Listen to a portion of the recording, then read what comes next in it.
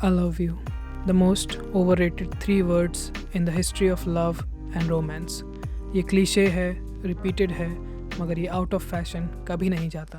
Chemical reactions in the brain या emotional attachment, आप कुछ भी कहें, हम कुछ भी कर सकते हैं ताकि हमें ये महसूस ना हो कि हम अकेले हैं. हम लगातार कोशिश करते हैं अपने अंदर के उस खालीपन को भरने की, by seeking love. But what is love? किसी को प्यार करना क्या होता है? क्या ये हमारी ज़िंदगी को मायने देता है? प्यार की परिभाषा को तय करना शायद कठिन है और 3 शब्दों में बांधना तो और भी मुश्किल है. Can't help it. I think I've fallen in love with you. महसूस करने के लिए तो वक्त का इन्वेस्टमेंट चाहिए. फिर ब्लॉसम्स भी होंगे, heart melt and heart breaks भी होंगे. वर्तमान समय में जहाँ गर्लफ्रेंड एंड बॉयफ्रेंड जैसे लेबल्ड टर्मिनोलॉजीज़ हैं, वहाँ प्यार जैसे इमोशन को समझना अपने आप में एक चैलेंज है. और फिर सेक्स पार्ट भी तो है. Sexual intimacy is a part of sacred love. कभी कभी सेक्स पहले आता है एंड अफेक्शन बाद में, तो कभी कभी अफेक्शन पहले आता है और इंटीमेसी बाद में. पेंटिंग द किस, ये ह्यूमन प्लेजर का one of the highest form of representation है जो 2 लोग साथ में आकर पाने की कोशिश करते हैं. So yeah, I am Akash Rajput and this is all about story and we are going to talk about a symbolistic painting जो यूनिवर्सल सिंबल है प्यार का, the kiss by Austrian painter Gustav Klimt. Painting की हिस्टोरिकल शुरुआत Greek myth Apollo and Daphne की स्टोरी से होती है. अपोलो डेफिने को पाना चाहता है, लेकिन डेफिने जो होती है वो कहती है नहीं नहीं, मैं वर्जिन रहूँगी, मुझे ना शादी करनी है ना बच्चे पैदा करने हैं. पर अपोलो तो उसका दीवाना है.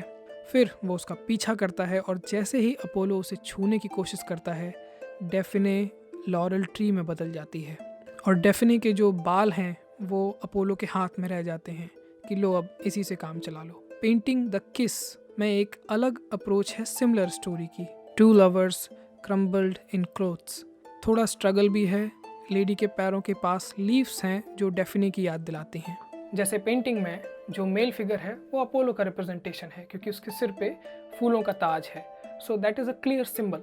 और वो अपनी प्रेमिका को एक्चुअली डोमिनेट करने की कोशिश करता है, वो उसे जकड़ने की कोशिश करता है.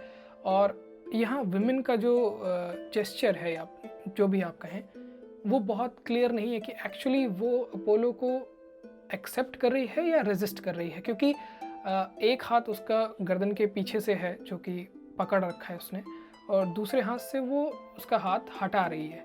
सो नॉट श्योर कि वो चाह रही है या रेजिस्ट कर रही है. किसी भी पेंटिंग में या किसी भी आर्ट वर्क में, इवन स्कल्पचर्स, प्रिंट मेकिंग और anything, creating a symbol is that mean you are defining a particular meaning. इसका मतलब ये है कि अगर आपने एक सिंबल क्रिएट किया है, दैट मीन्स ये यूनिवर्सली सब जगह एक जैसा ही होगा. For example the red rose. Red rose एक यूनिवर्सल सिंबल है लव के लिए. सिमिलरली एक पिजन, वाइट पिजन, वो शांति का प्रतीक है. So many artist try to avoid particular symbol क्योंकि वो फिर इंटरप्रिटेशन के लिए स्पेस नहीं छोड़ता है.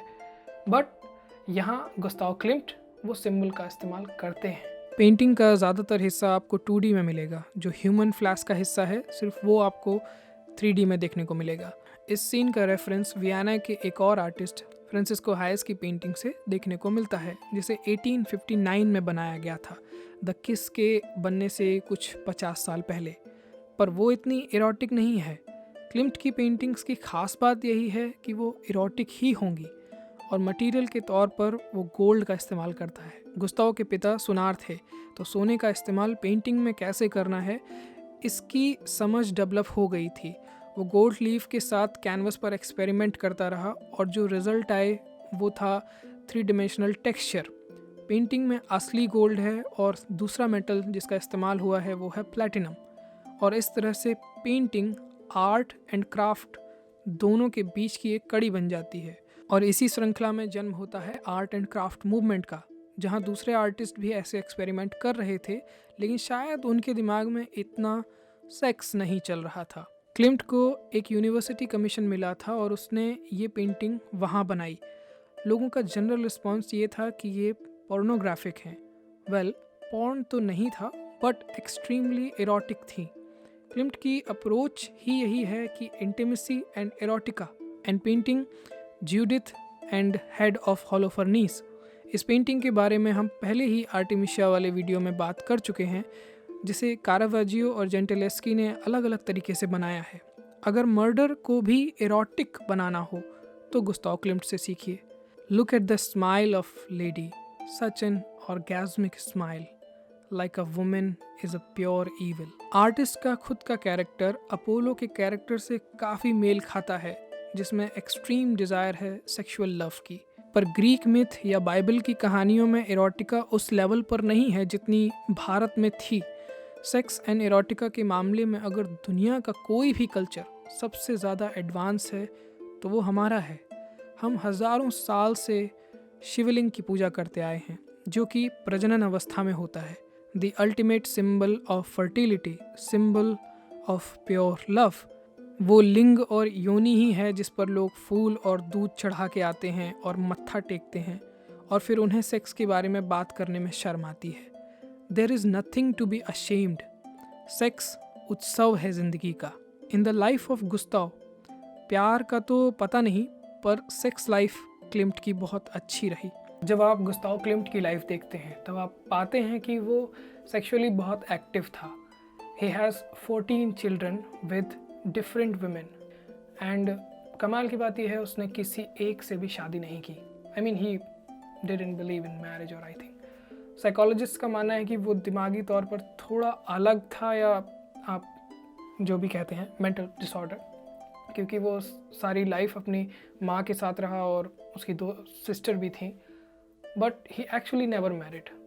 And what is the definition of love in his words, I have clearly no idea. Because बच्चे पैदा करने हैं वो तो तुम वैसे भी कर सकते हो, कोई इशू नहीं है उसका। It is hard to define love. या तो वो सबसे प्यार करता था या फिर वो किसी से भी प्यार नहीं करता था। Sex can be very liberating, पर शायद ये आपको सेटिस्फाई ना करे।